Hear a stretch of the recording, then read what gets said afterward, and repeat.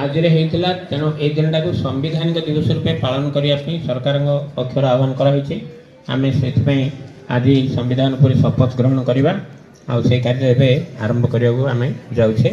संपूर्ण नीरवता रक्षा करवा मुंड उपर रखा हाथ आग को रखा भारतर संविधान आमे भारतवासी भारत को एक सार्वभौम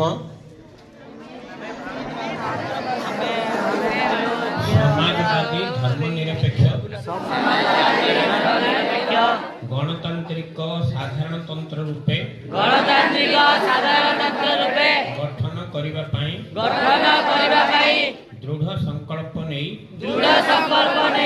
ओ एहार समस्त नागरिकों को सामाजिक अर्थनैतिक और राजनैतिक न्याय चिंता अभिव्यक्ति प्रत्यय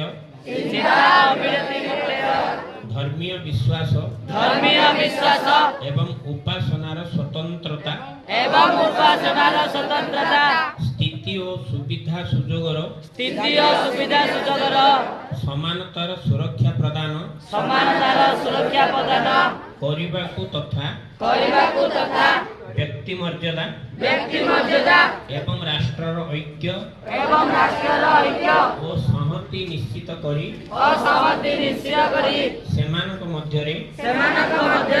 भातृभाव उत्साहित करिबाकु